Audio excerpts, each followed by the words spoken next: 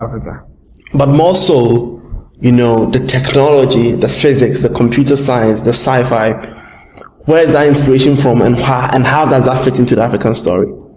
Yeah, so initially I felt writing about technology in Africa will not be so acceptable, but after Black Panther came, that narrative or that mindset, that notion changed for me. You look at Black Panther, classic technology.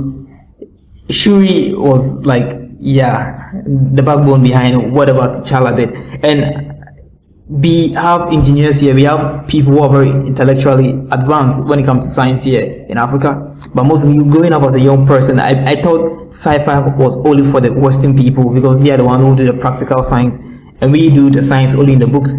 But it turns out that what we actually need is the space, the resources and opportunity to actually put this practical science into real life. And that's why I tell this African sci-fi technological story, because it is possible for Black people to also do all the amazing sci-fi or technological things that are being done in America and Europe. So I want you to share your thoughts. It was in line, but I wanted to show your thoughts further on the role that you think that sci-fi and more African sci-fi can actually do to inspire the next generation of scientists and thinkers in science and technology, and people who are inspired to be innovative and creative, because we know, the Western world has had a huge history of inspiration that came as a result of people who broke ground for young children to dream, to see the possibilities of the future through sci-fi. Someone like Elon Musk has talked about how he was influenced by sci-fi books, books by Isaac Asimov and all of those people. So what is the potential of that for African, and especially for young children, to wake up and see on a TV or read in a book or read a manga that is inspired by stories about Africans and the future that could be? Okay, so I feel it's very, very true. Most young people are inspired by most of the things they read. A typical story like Elon Musk. So growing up, I didn't do any comic book. So I mostly discovered comic books in the university, everything about Marvel, DC Comics in the university, and it was quite amazing, a whole new world for me. So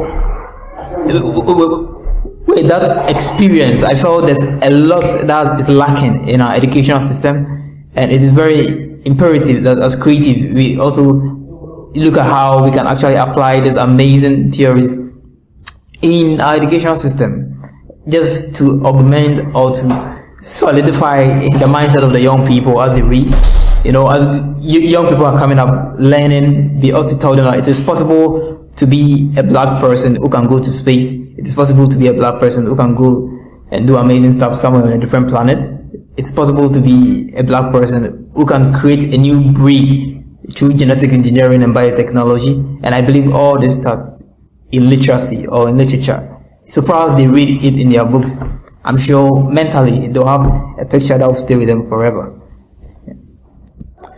So Jacob, we've spoken about a lot of things right now, and you've clearly outlined how sci-fi can really, transform the literary landscape, especially for children, and how it can motivate them to think and become, because we have a lot of people here in Africa who have not grown up with a culture of innovation, right? And we always complain about a culture of innovation, and I think that from what you said, if you're able to popularize some of these stories, it then becomes that innovation itself can also be an African thing, that Africans can be innovative, and I think from that young age, it can really change their mindset. So I agree with you on that. But that combines into, I guess, what has now become a genre called Afrofuturism. So can you tell us about Afrofuturism and what it is about? Okay, so Afrofuturism, as the name suggests, Afro and futuristic. So here in Afrofuturism, we tell stories about the kind of Africa we want to see in the future. So imagine you want to see an Africa where we go to space every 2 weeks. So in an Afrofuturistic novel or literary piece, here we have people going to space always. So we are creating the kind of Africa that we want to see in the future. And it's not like only for 20 years to come or 10 years to come. That future is actually something we want to start doing now. And basically that's what Afrofuturism is basically about. And it has its connection also to science fiction, because most of the things that are futuristic are technological. So you need to have a formidable scientific base to be able to create a future that will be solid and innovative. What is the Afrofuturism space looking at right now, and what do you think can be done to kind of accelerate it? Okay, so currently I think we've done amazing. There's been a lot of literature and a lot of comic books. Most stories are being adapted into comic books, so that the younger ones can also follow up what's happening currently. The book Black Panther, or the movie Black Panther, also created a whole new world of African scientific possibility regards to literacy and anticipating Wakanda Forever in November. And I think these are all things that have been done deliberately, just to psych up the minds of people that yes, indeed, there's a future that is coming, and this future is going to be scientific or tech based, and everybody who in time do not have the requisite scientific knowledge and background may not be able to be effective in this future that is coming. And that's something that we're trying to make popular through literacy and through Afrofuturism. So maybe people don't get how big, the Black Panther is, but for you as a writer, you've always told me about how monumental that movie was. Tell us about how great you think Black Panther is, especially for the Afrofuturism, sci-fi, Africa, literary space, and what you think it did for the space and the potential it has to, really transform and, inspire a new crop of writers and creators. Okay, so growing up as a writer, I've read books. Mostly when I read books about Black people, it's basically about the fantasy, the magical, realistic part, where we talk about someone who's a witch, so manipulating the element of nature to cause effects in the physical realm. There was little stories that explored someone who's a computer science who sits behind a computer to create a program that can actually affect his community. Most of the stories by Black people growing up that I read were about a witch, family life, relationship, social, economic things that happen in the normal days. So there was no much literacy about STEM or science fiction and Afrofuturism, and that's actually what Black Panther actually broke. So Black Panther broke the bridge where we can tell a story where Black people actually can create their own electronic gadgets and devices. Looking at Shuri, the younger sister of T'Challa, amazing technologies that he was doing in Wakanda, and he didn't have any help from any external person. I don't really know where she got her education from, but I believe most of the inventions in Wakanda was by this young lady who was a Black person. And for any younger person out there who watched the movie, you can imagine how inspiring and how positive it will be for such a younger person who may be inspiring to be a bioengineer or maybe an engineer one day to create apps. Black Panther made it possible for a Black person to say, yes, I can build the whole world through science and technology. Black Panther made it so. Inspiring. So now let's talk about your book, The Raven, right? When did you start writing The Raven? But also tell us about The Raven itself. Give us a high-level overview before we go into the details. But what is about? When did you start?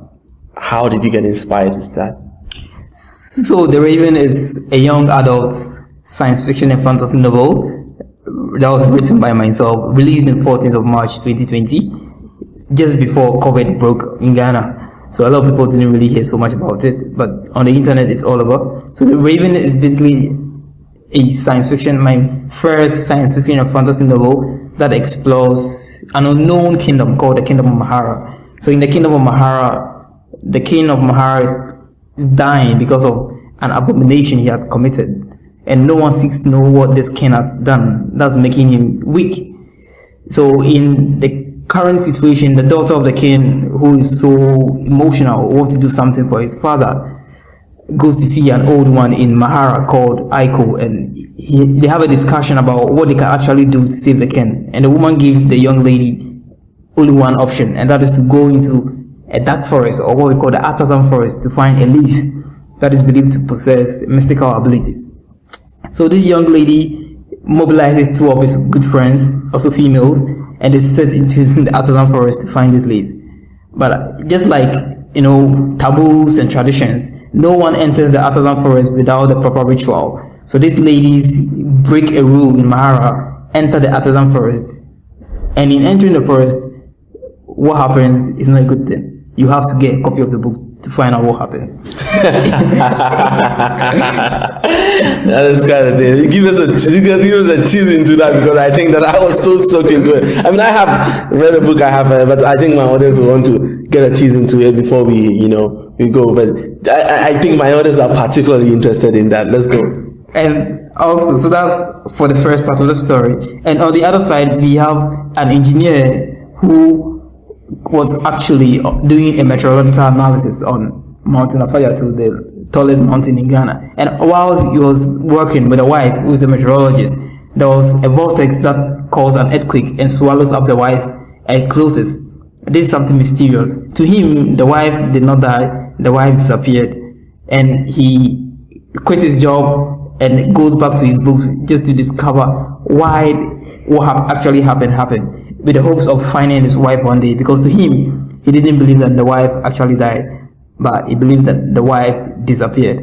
So in his quest to find his wife, he builds a device called the Porteract, and he opens up a wormhole into space-time, and as the portal opens, he transits into the kingdom of Mahara, and there's a confluence of those two worlds, and amazing things happen in The Raven. You should get a copy, and I tell you, you will love it forever. This is science fiction created in Africa by Jacob and Osae, The Raven. But tell us, there is an intersection of two worlds, but also there is deep knowledge in meteorology, in science fiction. I mean, in computer engineering. There is a fantasy aspect, which is more common narrative, right? But you bring these two together. How did the research process look like? But also tell us the inspiration, but tell us like the process and like how in depth you had to go into learning some of these things that you were not previously, you're not particularly an expert in, but you had to become an expert in for the book. Yeah, so growing up, I've had a chance to read a lot. Mostly the novel that really helped me in the process of writing The Raven is Michael Crichton's Jurassic Park. And I have it right now in my bedroom. So I read Jurassic Park 4 times, and I said, oh my word, what a novel. And I understand why it has been adapted to movies many times, because it's a classic novel, Michael Crichton's Jurassic Park. So I look at the amazing research Michael did with Jurassic Park, and I said, I can't do less. So I had to get everything that I need. Well, my physics, mathematics, bioengineering, biotechnology, computer science, geology, oceanography, just to make sure that I know what I'm writing. Basically, because The Raven explores a lot about science, and to write science fiction, your foundation you have to be great. And as a physics student, I think that's something that helped me a lot. The difficulty was trying to create the fantasy world, and that didn't really come so difficult for me, because I've had an exposure to many movies that explores a lot of fantasy and magical realism. So that was it. And the research was quite interesting, because I got to learn new things about geology, about tectonic plates, about the Mesozoic period, the periods where the dinosaurs roamed the earth, and it was amazing. And putting all this into a book was, I think, an incredible experience for me. I still want you to break down the process, right? Someone wants to write The Raven. What is it like? What comes into your mind first? What was that thing that came to your mind first, right? And where did you get the idea from? If there was a place or there was a confluence of things that happened, and also like day one of research, how did it look like, and how did that progress into literally becoming the book? Okay, so the first thing that I had in mind is, so we are going to write The Raven. The Raven is going to be a super character that's going to solve a lot of problems. She's going to be the protector of a civilization or a kingdom that is almost dying. So create a problem. So the first thing I did is I created a problem, and that problem was that an engineer's wife is missing. Secondly, and the other problem was that the king of Mahara is dying. And we know that the kings are the protectors and the priests of every kingdom. So if the king is dying, then the kingdom is vulnerable. Anything can happen. So first I create a problem. then I build a research of how I can create a solution to solve that problem. So that's what guided my research. So in day one, I went deep into geology. I had to do a little bit history about geology, because geology has their own amazing history about the origin of the universe.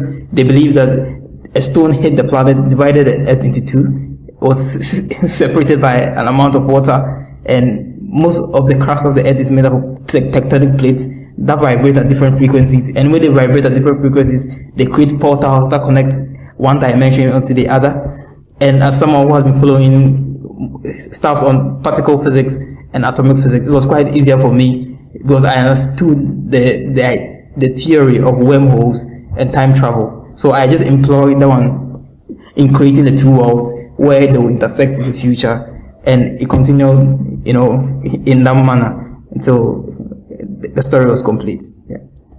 Beautiful. So, what do you seek the Raven to do? I mean, it's not having the vast mapping as you anticipated, but hopefully the podcast is going to make sure that it travels further. But what do you seek to do with the Raven?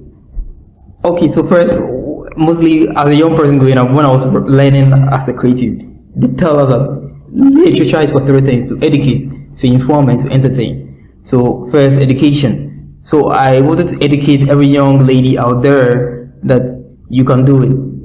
It's possible to venture into the STEM field, be an engineer, be a biotechnologist, be an astrophysicist. It's possible as a young lady to do anything you want to do in science, because the inner power is not really about what people tell you, it's about the intrinsic energy and the passion that you have for that thing that you wish to do. Secondly, I also wanted to challenge many writers that it's possible to also tell African stories. It's possible to do sci-fi in Ghana and Africa. It's not like we don't have people who can tell science fiction stories. We have many people who like to do it, and I'm one of them, and I was able to do it. So anyone who wants to write science fiction can also do it brilliantly, like I did it in The Raven. And finally, I'm also like introducing something new I call the Creative Brilliance Afroverse, where we are going to have a whole community where we train people in telling sci-fi and fantasy stories, using The Raven as the foundation or as a blueprint. We want to train more people who are passionate about telling science fiction stories, and The Raven is going to be a proof that it's going to be possible, and it will be possible if only we are committed to these tasks. So the CBA, right? Yeah. It's Creative Brilliance Afroverse. What is the Afroverse? Just like the name suggests, we have Africa and a universe. So it's an African universe where we tell our African stories, the amazing, the transcendental, the sublime, the normal African stories, the mythologies, the crash can, explosive science stories. An engineer who was exposed to dark matter or radiation, therefore he transformed to become something, which is possible also because we have a nuclear facility here in Ghana, and not only about Hulk. So the Afroverse seeks to tell African sci-fi and fantasy stories, connect to everyday life, connect to how we can use these stories to solve problems in our society. Good. And I understand the vision, but what are your plans towards making the Creative Brilliance Afroverse to come to fruition? So I've been working a lot on CBA. I'm looking at CBA more like a scientific organization and a foundation. Just like we all go to school to study the courses that we study, I feel CBA should also be like an institution that trains people, bring out the innovation, the creative and the ingenious nature in people, so that to enable them to be creative thinkers anytime they are approached with solving problems.